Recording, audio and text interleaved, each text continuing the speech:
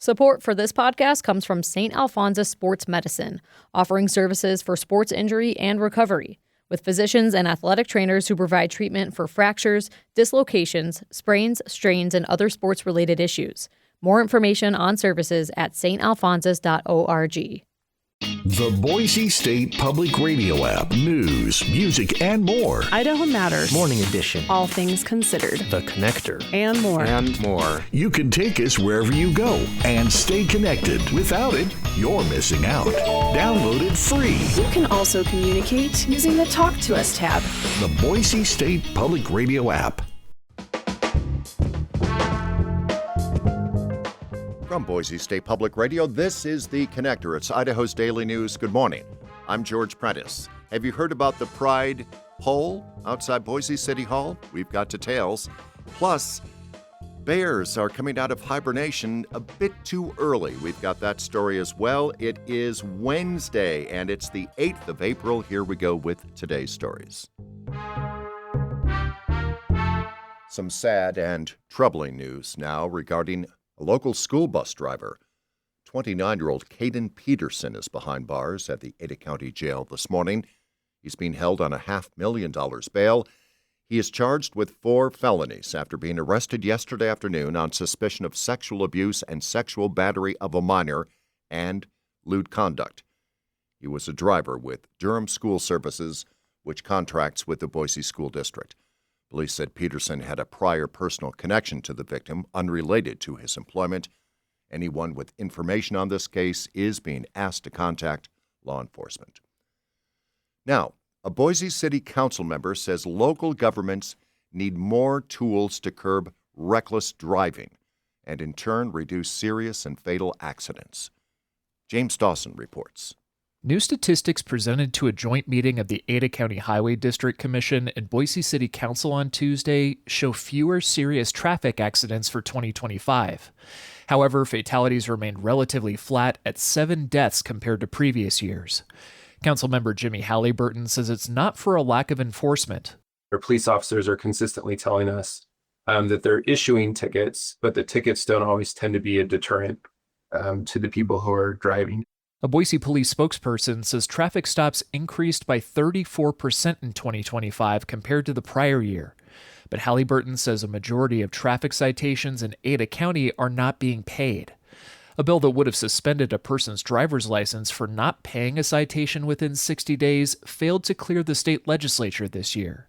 Halliburton says he hopes the city can partner with ACHD to narrow some lanes, build more visible crossings, and slow traffic in high-risk areas. James Dawson, Boise State Public Radio News.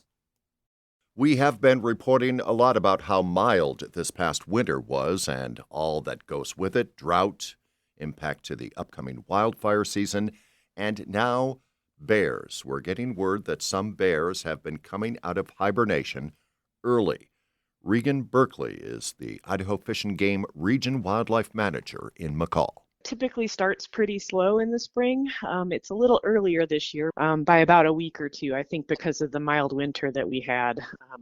Mostly we've had reports of a couple folks seeing bear tracks in the McCall area, a couple of additional reports in the council area.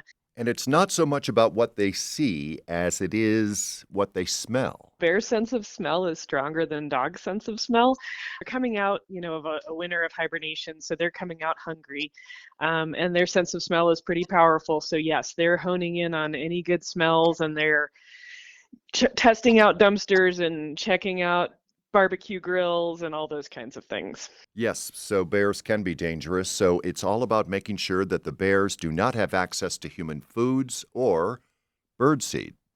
Yep, so we do advise folks up here to take bird feeders down right around now if possible. Birdseed is an amazing source of protein for bears. They can get a lot of calories out of a full bird feeder. In some cases where bears might become too accustomed to human food sources, Fish and Game sometimes needs to trap and remove the bears from the scene. This week's spring weather has brought people out in droves, walking the Boise Greenbelt, riding their bikes just about everywhere. Unfortunately, the gorgeous weather has also triggered very high pollen counts.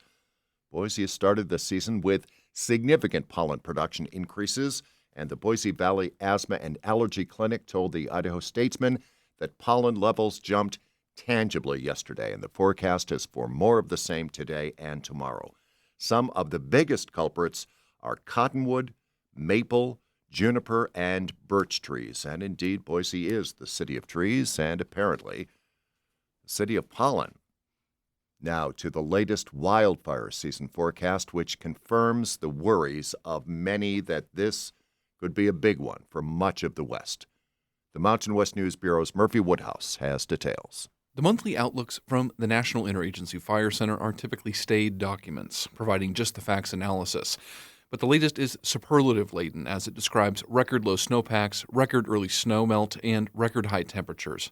Here's Jim Woolman, a meteorologist at the Fire Center. If we're seeing things that are so outside the realm that can contribute to fire in advance, and we're seeing things that are exceptional, we need to mention that too, because that has the potential to really impact our fire season. This month, above-average potential for significant wildfires is expected in much of New Mexico and parts of Arizona, Colorado, and Wyoming. The rest of the West is average, and no parts are below average. By June, much of the Four Corner states and large swaths of the Northwest are red, the color for higher than normal potential. Wallman says that if many parts of the West are burning intensely and simultaneously, resources can get stretched thin. For the Mountain West News Bureau, I'm Murphy Woodhouse. A week after taking down rainbow pride flags to comply with the new state law, Boise City Hall installed a banner and wrapped its flagpoles with LGBTQ colors. Julie Lucata tells us more. Last Tuesday, Governor Brad Little signed into law HB 561, which prohibits governmental entities from flying non-official flags, with fines of up to $2,000 a day for not complying. Only the U.S. flag, state flag, official military flags, recognized tribal flags, and the Basque flag are allowed. A large sign with rainbow colors and the words, quote, "Creating a city for everyone," now hangs on the outside of City Hall. And some joyful rainbow art on our flagpoles. That's Boise Mayor Lauren McLean. Well, the law pertained to flags, and we're in full compliance with the law. She says her team considered how it could continue to show its commitment to the community. And because it's allowed, we have installed art that demonstrates our values to being a safe and welcoming city for everyone. Lawmakers passed a ban on unofficial flags last year, but did not include a way to enforce violations. Boise then voted to make the pride flag official and continued to fly it. This year's law added fines and limited which flags could be considered official. Boise flew the pride flag for a decade before it was removed last week. Julie Lucata, Boise State Public Radio News. And that is today's Connector. I'm George Prentice. Hey, have we heard from you yet? It's our spring membership drive. Boy, we sure could use your help. You can make a donation, a much-needed donation, at boisestatepublicradio.org. We'll be back here tomorrow for another Connector. I hope you'll be here. In the meantime, thanks for listening. If you like podcasts like this, explore more from the Boise State Public Radio podcast family. There you'll find a mix of daily news, Idaho Voices, and in-depth series on a wide range of topics. I'm talking wild horses, political scandals, sustainable ranching, and militia groups in a post-January 6th world. Wherever you get your podcasts, just search Boise State Public Radio to find what Idaho's NPR station has in store for you.